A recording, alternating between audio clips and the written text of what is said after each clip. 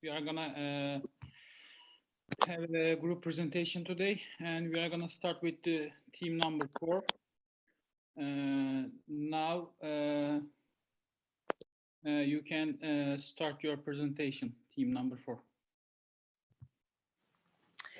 Sorry, Hassan Kaya, I would like to address the teams on behalf of the jury, and we would like to introduce ourselves in order that all the teams and all the speakers will know who will evaluate their presentations today. So this jury consists of 3 persons. You know our names. I'm Christina Karsh. I am coming from Hungary, and I have here my delighted colleagues, Rahima Erbash from Istanbul and Vanga Dokovsky from Skopje. I would like to ask my colleagues just to say something, 2 or 3 sentences about themselves. So, Ms. Erbash, please. Thank you so much, Professor Korji. I am Rahim Erbash. Right now, I am an assistant professor at the University of Istanbul. Mostly, I am also from Department of Criminal Law, and mostly I am working involving in project, international project and edit book project. And also, my focus is mainly consists of medical law, omission crimes and domestic violence against women, and also sexual crimes. Also, these are lies on my agenda. So this is all from me, Christina. Thank you very much. Mr. Dukovsky. Thank you. My name is Vangel Dokovsky. I'm associate professor at the university in Skopje. I teach private international law. I'm dealing with international commercial arbitration, international investment arbitration, and especially with the recognition and enforcement of foreign judgments. It is my pleasure to be part of this summer university. My last time was in 2018 back in Istanbul. And I really hope that the next year you will all have the opportunity to be in Istanbul and to be all in person. I was reading your documents, and I'm very interested to listen some of your arguments for recognition of foreign marriages in your respective countries. I'm also coach of the Vismut team from Skopje University, starting from 2007. So for the past 14 years, I have experience in mooting, and I have also been in your shoes when I was preparing to present my arguments in Vienna. So very happy to be here and to listen your arguments. Thank you very much. Just a couple of words to my person. As I mentioned, I'm coming from Hungary, from University of Szeged, which is contracted Erasmus partner of University of Istanbul. And my research field is European criminal law, comparative criminal law, and also, of course, I'm dealing with the Hungarian criminal law as well. And I have the pleasure to inform you that we have a very nice and very promising project with University of Istanbul and University of Constance in Germany about the digitalization in the criminal justice. And we have the pleasure to work with a lot of Turkish people, young and also already senior researcher in this project in the last year and then the further 2 years as well. So I would like to thank in advance for you that you are here and you prepared your presentation. I know that in the last days you worked a lot on your presentations and your arguments. We are here now today to focus on your arguments and what you bring for us. And I'm really happy that I can spend this day with you, and I'm really interested what you will bring on the table. So that is for the introduction. And now, as Mohammed Hassan Kaya mentioned, you have the time and the floor, team number 4. Thank you. Before starting, I would like to add something to remind team members. You already know that you have 5 minutes each, and after like 5 minutes presentation ended, you have extra 3 minutes to conclude your presentation. And now you can start team number 4 on the topic preventing psychological violence from workplace, school under the state's positive obligation. I think the first one is Ecem Doğru. So Ecem, you can start, and after you ended your presentation, please give the floor your teammates. Thank you. I have to interrupt you, sorry, Professor, because it seems that to schedule, we are the first one, the Team Rosa Parks. Yes, please begin.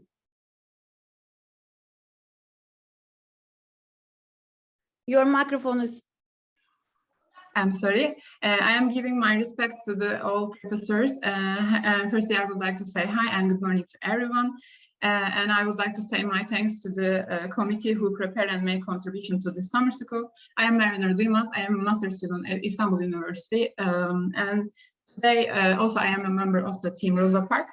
Today we're going to talk about the violence, psychological violence at home and workspace. Now I am hearing our presentation. Yes. Today our topic is preventing psychological violence at home, workplace, and school under the state's positive obligation. Our flow is like that. Firstly, I would like to talk about the definition and sources of the problem, because the roots of the problem is the most important issue for every legal problem. And the second one, my colleague Özge is talk about the Istanbul Convention, and she tells about how the Istanbul Convention addresses this issue, because there are some problems about the definition of the problem in Istanbul Convention, and we have to compare it to presentation. And the third one is the Helen's presentation, and Helen will talk about the extraordinary situation and in now pandemic effects. And the further presentation is about European Court of Human Rights case law, and we will take a look to the approach of the European Court of Human Rights. And the second one is Ezgi's presentation. We have to sum our opinions within an explanation. So that's why Ezgi will take a look to the Turkish perspective to the matter, and then see how it's going on. And the last presentation is Arias, who is our team captain. He will also introduce an international overview and take a look.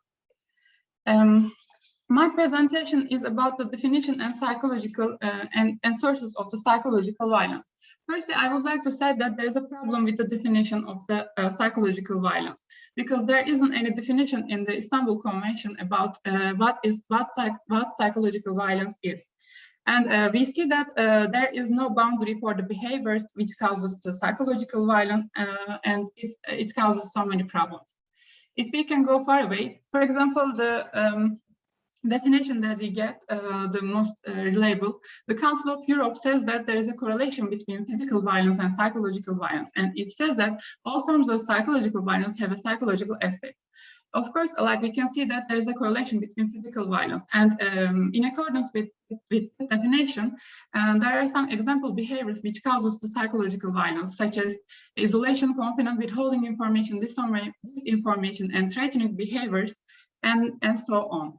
But still, we can't see any boundary for the behaviors which causes this psychological violence.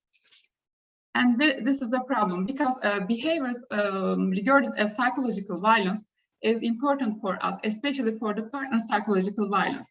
If you look at the researchers, psychological researchers, for example, there are some behaviors which seems tactic between the partners in order to protect the relation. And this kind of behaviors does not record as psychological violence, because we are in the preventive measures, and we are not in the legal area of the law. So it is the most important issue that to define what really psychological violence is and which behaviors. And if we look at the sources of the problem, there are lots of sources of the problem: culture, religion, media, but these are affected by the childhood, because childhood is an inseparable part of our lives, and it affects today. And the main source of the problem is inadequacy of the government policy. Main source of the childhood experience. If I explain the sources of the problem with a criminological study, criminological study indicates that childhood is an inseparable part of our lives, and experiences in the past determines today's action. actions. According to this criminological study, there are 4 steps for being a criminal in psychological violence. The first step is brutalization. In the brutalization part, the child witnesses some psychological violence and sees and hears some voices that push you around, be a man, and that kind of things.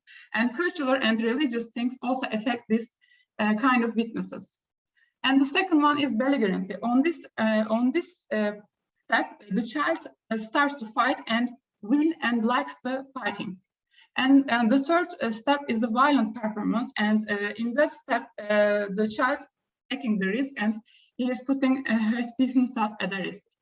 And the second step is violence. It's the most important part of our lives. And the child starts to doing his violence, and if violent performance has been rewarding, it is getting much more dangerous for the society. And for this reason, the media and movies is really important for educating the child. And if you take a look to the in our childhood, for example, Disney Princess Teach Men about attracting women is really dangerous for the preventing psychological violence. Marvin, time is up, so yeah. Could you please conclude? Sorry, my conclusion is psychological violence happens in everywhere because of the childhood experiences, such as in work and at home, at educational system, and so on. But the most problem is the preventive measures taken by the governments. Now I am giving the speech to my colleagues, Özge, who is going to talking about how psychological violence is addressed in Istanbul Convention. Thanks for your attention. Hello, my name is Özge. I will speak about how psychological violence is addressed in Istanbul Convention. Next slide, please. Next slide, please. Istanbul Convention criminalizes certain forms of violence against women which do not or do not necessarily involve direct physical acts. Article 33, psychological violence. Parties shall take the necessary legislative or other measures to ensure that the intentional conduct of seriously impairing a person's psychological integrity through coercion or threats is criminalized. Next slide, please. Article 34, stalking. Parties shall take the necessary legislative or other measures to ensure that the intentional conduct of repeatedly engaging in threatening conduct directed at another person, causing her or him to fear for her or his safety is criminalized. Next slide.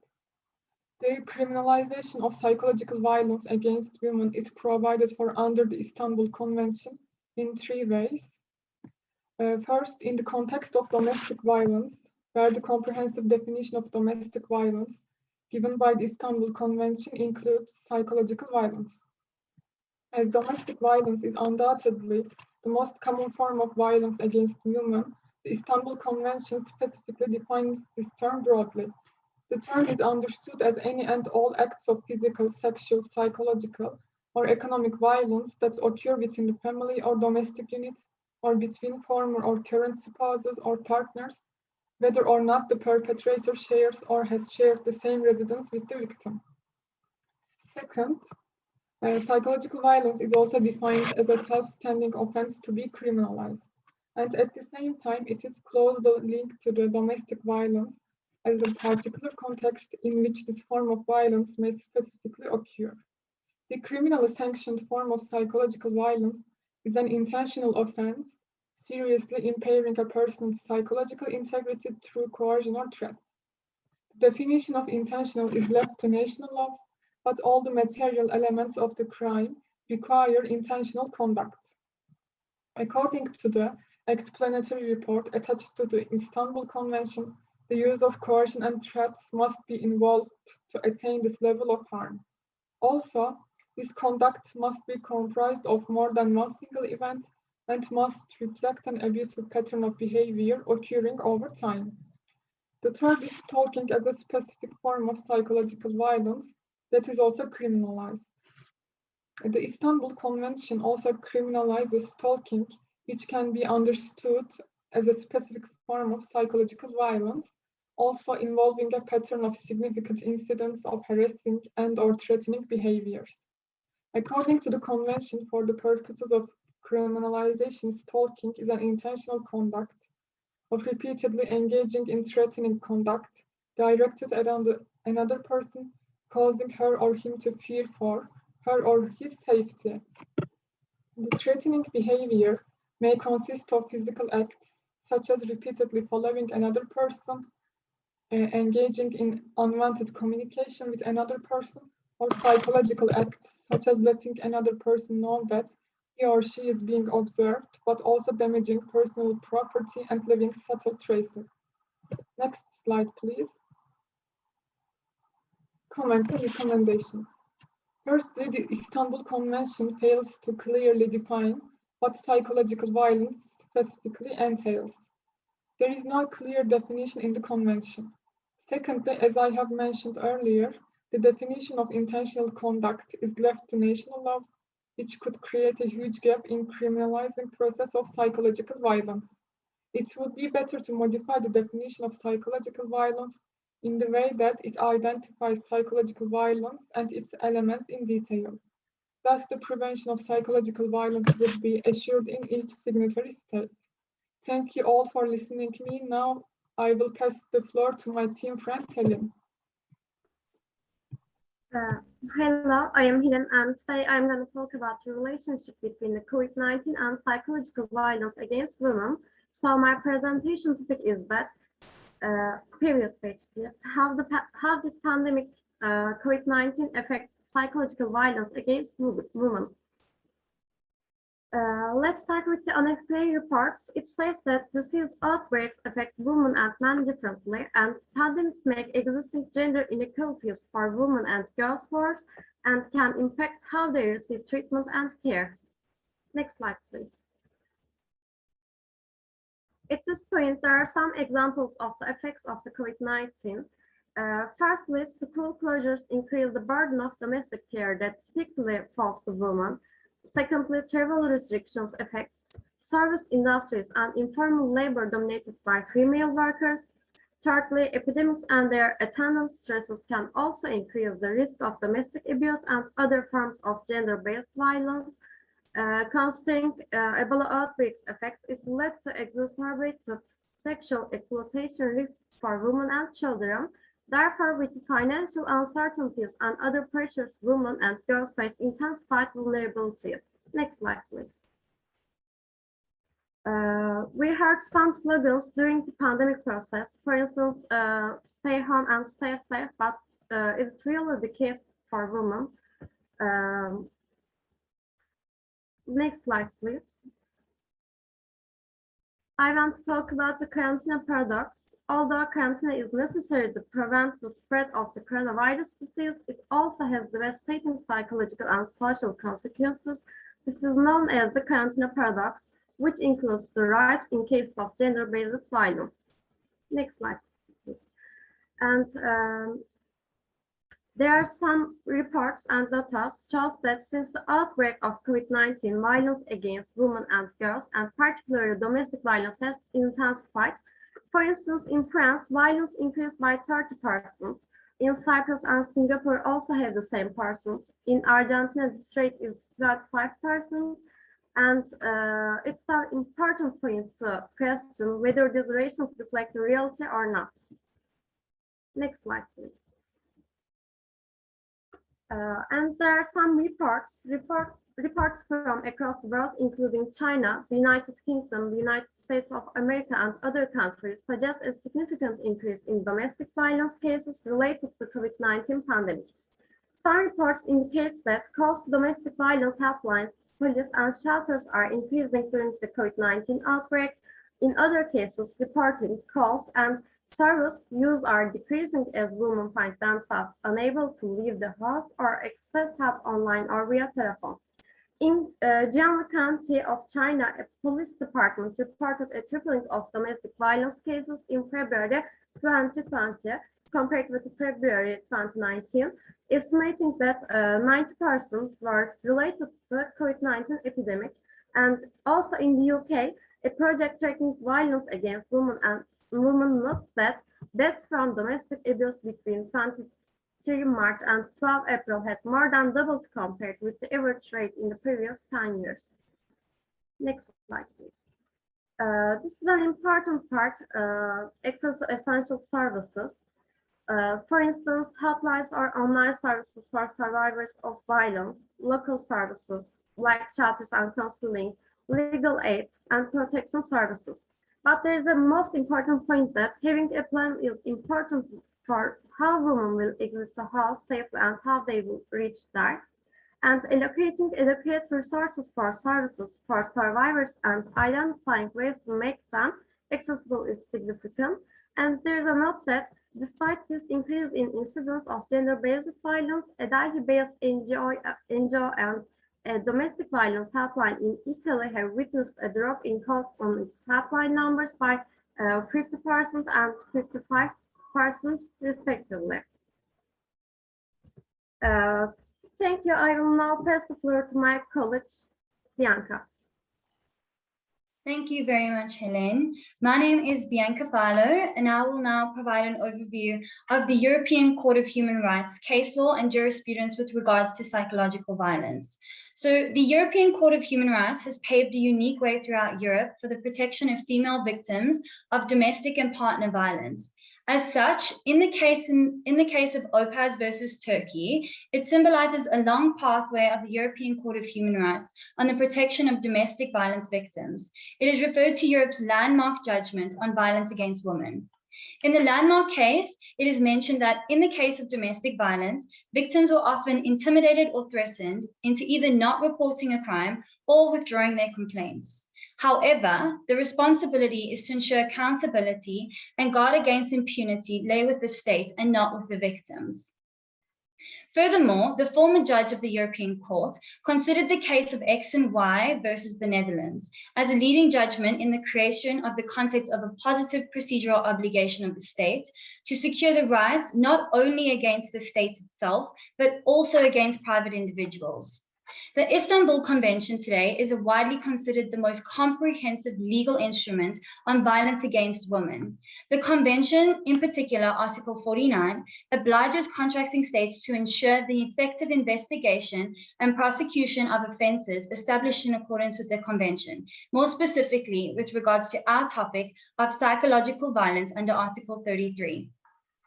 Furthermore, Article 50, titled as an immediate response and prevention and protection plan, urges the states to offer adequate and immediate protection to victims through their reasonable and enforcement agencies. Furthermore, positive obligation of EU member states. The concept of positive obligation in case law of the European Court of Human Rights appears in two types, substantive and procedural. Substantive positive obligation urges the state to ensure the existence of effective criminal law provisions, providing clear definition of crimes and to deter the commission of crimes at all costs. As for procedural positive obligations, it refers to setting up an effective criminal procedural system as well as a proper execution of punishment. The European Court has responded in a form of positive procedural obligations of the state by developing a large body of case law regarding the positive obligations to conduct effective investigation through its criminal justice authorities.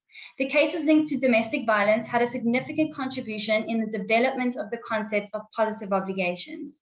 As such, the Talpins go on to explain that in the subsequent judgments of the court, it has no hesitation in using, some would say, exploiting the criminal law to reinforce and safeguard more effectively the rights of the victims or the infringement of their fundamental rights. They go on to claim that the existence of an independent and effective judicial system is a fundamental prerequisite of every democratic state under the rule of law. In the Opaz case, Turkish law had included measures in their legislation, but the European Court stated that when victims went to go and report domestic violence to police stations, police officers did not investigate their complaints, but seek to assume the role of the mediator by trying to convince the victims to return home and drop their complaints. In this connection, the police officers consider the problem as a family matter which cannot be interfered with. As a result of this, domestic violence appears to be tolerated by the national authorities, whereas the available remedies do not function effectively in that case. Therefore, if a state promises to fulfill its positive obligation to protect victims of domestic violence, the behavior of public officers that are prone to be influenced of perceptions of their society on family matters can become determinant. Thank you. Next slide. I will just quickly provide a brief summary as I'm from South Africa, and I'll just provide a summary of South Africa's report on domestic violence. So South Africa is the rape capital of the world, with a rape occurring almost every 26 seconds. South Africa's report by the Statistics of South Africa shows that femicide is 5 times higher than the global average. And on an individual level, gender-based violence leads to psychological trauma. And in many parts of the country, there's poor access to psychological or medical support. Domestic violence is recently referred to as South Africa's most deadly epidemic, whereby ad hoc courts are actually going to be created in order to prosecute violence against women. Finally, South Africa is a party to CEDAW, the ICCPR, and the Protocol to the African Charter on Human and People's Rights on the Rights of Women in South Africa. And the national legislation that we use to prosecute violence against women we rely on the Constitution of the Republic of South Africa, the Gender Equality Act, the Criminal Law Amendment Act, and Human Rights Commission Act. Thank you very much. I will now pass the floor to my colleague, Iram. Thank you, Bianca. Hi, everyone. I hope my voice and camera is okay. Today, I present about the European Court of Human Rights approach to obligations and states. If everything's okay, I will start. Okay. Given that the Council of Europe has an important role in the world with its 47 European member and non-European observer states, the Council and the Court have an important role to play in ensuring human rights, especially women's rights. For this reason, the Court may impose certain positive obligations on states to approach the solution of global problems such as women's rights. I will conclude my presentation by mentioning the positive obligations of states in preventing psychological violence, their importance for the Court, and how the Court supervises these positive obligations, and then touching upon the current problems of the state in preventing psychological violence. The main positive obligations of states to prevent psychological violence is forcing states to carry out effective criminal investigations into domestic violence, a call to provide adequate and immediate protection to victims through responsible law enforcement, to ensure that crimes are investigated and prosecuted effectively. According to Court, an effective investigation is an essential element of the state's obligation and should be conducted for all acts of domestic violence. Generally, the term investigation is understood as a pre-trial stage carried out by the prosecutor in most jurisdictions in Europe. According to Court, the investigation is carried out not only by the in other words, the term investigation means the actions of all criminal prosecutor authorities in the broader sense of the term, that is the criminal law protection area. The Court defines the purpose of such an investigation as to hold state officials or organs responsible for deaths that occurred under their responsibility in the relevant cases. To this end, the Court monitors key events in a particular case, taking into account the authorities' reactions. So, does this obligation on states to work, or does the Court have a mechanism for it to work? Where a state doesn't recognize the concept of positive obligation or acts against citizens who are fully aware of this obligation, it is useless to consider actions to ensure an effective investigation. And we look at it, some epidemiological studies see psychological abuse as the most common form of domestic violence and show that victims perceive psychological violence as more severe and harmful physical violence. Psychological violence plays a very important role. And look at this. States need to take this seriously and act accordingly and be aware of their obligations. Most of the UN member states examined include psychological violence as a component of domestic violence, intimate partner violence. Psychological or mental violence is defined as ill-treatment or harassment. In some places, there is still no separate penal clause for psychological violence. Next page, please. When we look at this, national laws are not that comprehensive and sufficient in defining preventing psychological violence and imposing penal clauses. In addition, when it comes to violence, states always bring physical violence to the fore, while other types such as psychological violence are put in the background. Court has done various studies to prevent this neglect. A two-way monitoring mechanism has been established, consisting of an independent expert body, Review, and the Committee of Parties, which prepares reports on the issues in order to effectively ensure the positive obligations.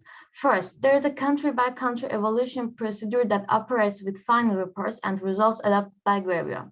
Secondly, a special emergency investigation procedure can be initiated by GRAVIO when there is reliable information that action needs to be taken to prevent any serious, mass, or persistent act of violence.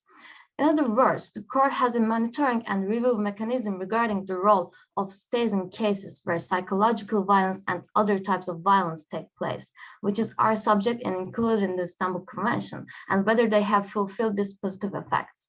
It is at that level that can intervene when appropriate. To summarize, the criteria brought by the Commission with these conventions and its criticism of states impose positive obligations on states to comprehensively resist psychological violence. My presentation is over. Thanks for your attention. Now it's Ezgi's turn. Thank you, İrem. Hello, I'm Ezgi Bahar. I will talk about psychological violence in Turkey. Psychological violence is mostly an attempted to normalize and neglected issue in Turkey. Turkish women are exposed to psychological violence in every facet of life, from education to business life. According to studies, women are negatively affected from the process, psychologically and physically. In research, women reported self-esteem, depression, anger, self-hatred, fatigue, headaches as effects of psychological violence. According to Mortati Foundation's recent report, the most exposed violence type is psychological violence in Turkey. Further, according to the violence report published by Ankara Municipality, the most common violence is psychological violence with a rate of 42%. Pursuant to studies, women are frequently exposed to humiliation, breaking the confidence, pressure, the threat of throwout, accusing, and insults as psychological violence. In this case, when psychological violence is such a common and significant problem in Turkey, does the state make regulations and meet obligations? Psychological violence in workplaces, mobbing, which is only one of the types of psychological violence in Turkey, is done in the framework of general provisions of law and the framework of labor law in Turkey. It is regulated in the Turkish Code of Applications item 417.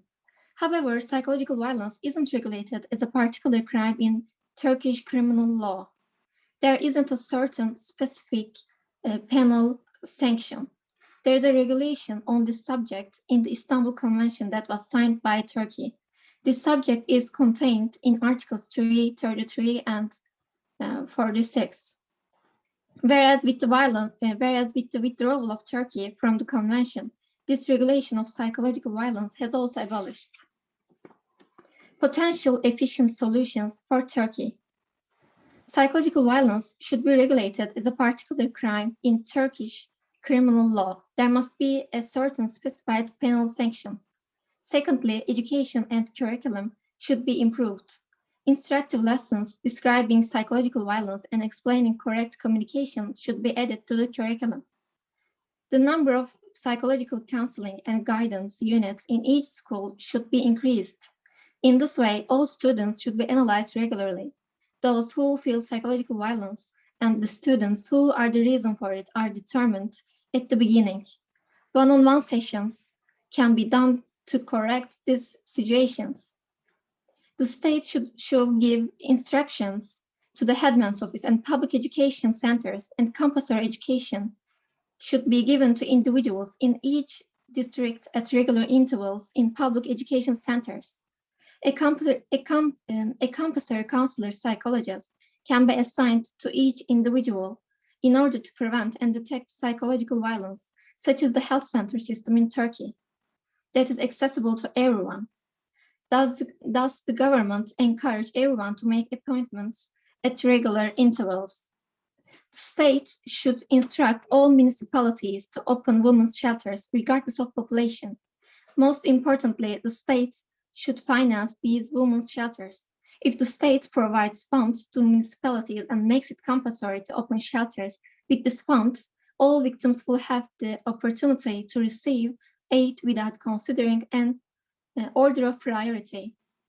The sexual harassment prevention unit established in some universities, such as Boğaziçi University and Istanbul University in Turkey, also works to prevent psychological violence. Therefore, the state should cooperate with YÖK and oblige the establishment and active operation of this unit in all universities. All NGOs, units, and assemblies working to prevent psychological violence should be connected to the state as a single center. Thus, the state can support, fund, and check them well. These units will not have to struggle alone without the state's support. The state should open women's counseling centers in every district. In addition, all required personnel and psychologists should be present for the active operation for these centers. These issues should be controlled by the state. These centers should submit monthly reports proving that they are working actively for the state.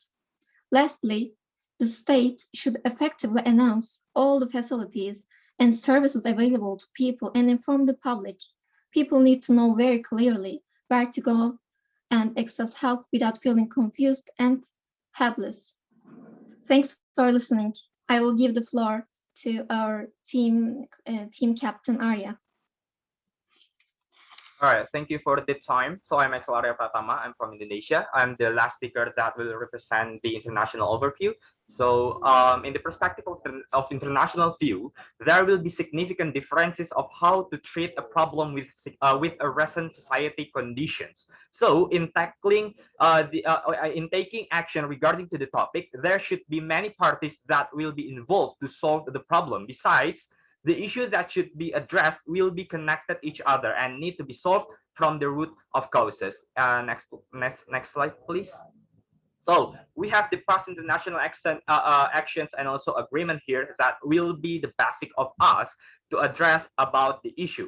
So with the topic of past agreement and international action, a country will have significant stance toward reducing the impact of the issue by considering the contribution of the international community in related sector. Let's take an example of Universal Declaration of Human Rights. We know that getting physical and psychological is violating to the right of human in the society, and people have the right to, of the protection to be fulfilled, and it's the obligations of the government toward these issues. Both Istanbul Convention and the Convention on the Elimination of All Forms of Discrimination Against Women as the people that mostly get discrimination, especially on the psychological issues in the conservative country, for example, that will be really impactful to the conditions of the society. 17 goals of the Sustainable Development Program that connected each other, which can cause the psychological effect, for example, the poverty, the inequality of position between men and women, health and well-being, working, peace and justice, and so on and so forth. So based on this regulation or past agreement, we will concern and also we will address about the vital issues that will be crucial toward our topic. Next slide. So the alternative of international actions toward reducing the issue, we will involve the other parties such as the local NGOs, United Nations bodies, international community, and also the regional organization. Many non-governmental organizations or NGOs around the world are concerned about violence, and their members share a human right focus in the medical, legal, social service, and education repercussion, among other things. The influence of violence and trauma on one's psychological development and mental health is a major concern for psychology NGOs perspective. United Nations, under the mandate of their body, for example, like UNESCO, UNICEF, ECOSOC, will play a vital role in maintaining these parts to not become bigger and bigger. The role of this council need to be made more comprehensive, especially that we consider there are a lot of things that need contribution by a lot of parties. So the cooperation between countries and UN bodies can make a positive dialogue in eradicating the effect of psychology. And this is where our concern should be about, because people commonly are scared to report about their own condition, and this is something that we are addressing on our resolutions later on the bill. Next slide, please. So we have the victims and perpetrator best alternative. First of all, we should identify about the implementations of partners for the integrations program, such as the non-governmental organizations or NGOs for micro-monitoring, vocational training, and community mobilizations project, where we have to educate the society. So we believe that if these programs are implemented, there will be no, or at least can eradicate the behavior, the same behavior in the future. And also the second one, we endorse the regional authority cooperation agreement with the training provider and the public reception center for traumatic victims. So the victims right to get the rehabilitation and the healing process treatment can be fulfilled through this program. And also we promote the cross-national discussion to share best practices in local integration. So this program will address not only limited to the urban areas, but also in the rural areas. Next slides, please. Next slides. Okay, we are recognizing the member state effort. First, about the hate speech acts of physical and mental violence and the destruction of poverty of a person or group of people on the basis of their personal qualities must be eradicated or eliminated, and the perpetrators of such acts and activities must be brought to justice. So we are recognizing that the issue that only being the concern of the government is only about the physical violence, but the psychological violence is something that might be not or might be denied by the government, but this is something that are really crucial besides the physical issues. And also we will develop the standards. Sorry, time is up, please right. Hurry. All right, we will talk about this on our perspective. So yeah, to conclude, there are a lot of issues that are failed to be addressed by the government, ranging from the root causes that has been done by government, international community, society, and related parties, by the unclear definition of what psychological issue and the denial behavior of society into these issues. So I will start my first my presentations of our resolutions wheel here. So we are recognizing that there are a lot of could you please zoom in, because we cannot see it clearly. Zoom it in, please.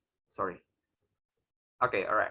So we are recognizing that there are a lot of past international agreements that should be fulfilled, especially talking about the international law. It is legally binding if the country had ratified it. So we are recognizing about the SDGs, the Declaration of Human Rights, the Istanbul Convention, the CEDAW, and so on and so forth. So let's take the example of our resolutions here. Slide down, please. So yeah, we request to spread the awareness by the NGOs through several programs like the social awareness, integration into school program curriculum, country influencer, and monthly seminars that will be really beneficial to grow the awareness of the society. Yeah, scroll down.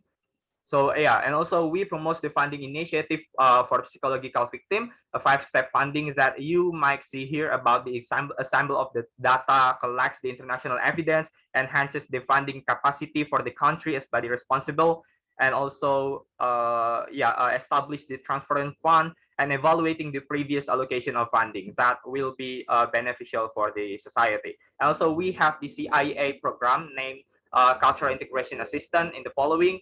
With the purposes of importance inclusivity and also the contributions of citizens. So this program will be from the society to society by advocate and also advise on laws, promote dialogue between countries to share good practice and local integrations, identify implementing programs and endorse the collaboration agreement, and providing the expert group of survey towards the childhood experiences and so on and so forth to know about the recent condition and unreported cases. And also we further recommends the member states to reduce and by the consistent implementation of the program about the raising awareness, the eradications that will be addressed to the preparators acts that will be brought to the justice, and also the establishing guidelines for combating discriminations. And we encourage the member states to do, such as the allow social integrations that you can see, and you can guys read here about the comprehensive implementations to eradicate and to erase the media social bad impact of the society.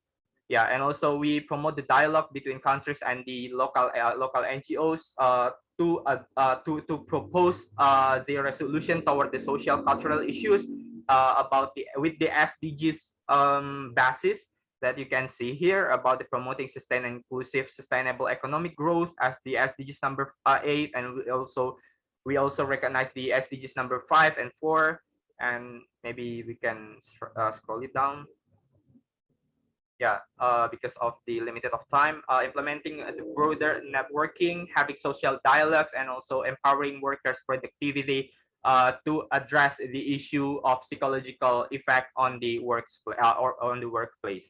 And toward the economic issues, so we recognizing that there are a lot of people that lost their job, especially during the pandemic. So we will have this resolution to tackle about this issue, and also to eradicating the issue toward the psychological effect, especially on the economic issues. So yeah, we can say it here about the result, the building initiative, reforming livelihoods, promote actives, and so on and so forth. So yeah, we will see at the last. We consider about the involvement of court. We consider about the involvement of court and regulation maker in purposes of deciding which part of psychological violence that can be categorized as crime that can be condemned by the positive obligations. So this is where our concern should be about. We are addressing about the general issues, but we are addressing about how this can be beneficial on the all of the layer of the society. So maybe that is all from our presentations group. Wishing this can be really beneficial and give another insightful perspective. Thank you so much. I am Axel Arya Pratama as the team leader. Close it and give it back to our MC. Thank you so much. Thank you, Arya. Thank you all for your presentations. Now I would like to ask the jury members whether they have a question to you. Team captain or the other members can answer the questions. And we have 10 minutes for a question and answer part. And after that, we will see what's going to happen. Thank you. I have one question, especially to Ezgi, because of this psychological violence crime type. I'm not sure whether we really need a separate crime of psychological violence, because in my also speech I highlighted that the crime of injury in Turkish law, it includes not only damage of bodily integrity but also psychological damages also. It covers both of them. So in that regard, I just want to emphasize and want to learn your opinion. I don't know how it's Hungary, but in Turkey it's so. Of course, it's a point of view, but in my opinion, we need a specified certain penal sanction, because in Turkey, we sue the psychological violence cases as an insult cases, and it is not meet the requirement. Therefore, it's my opinion only. Okay, now I can understand better. You see the psychological violence is more than bodily injury. It's also cover defamation, and you have such a broad psychological violence concept. Of course. Therefore, okay. Indeed. Yeah.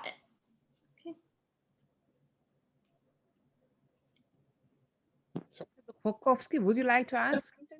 Yeah, thanks a lot for your presentation. It is really remarkable how in the past 10 days you have worked together online.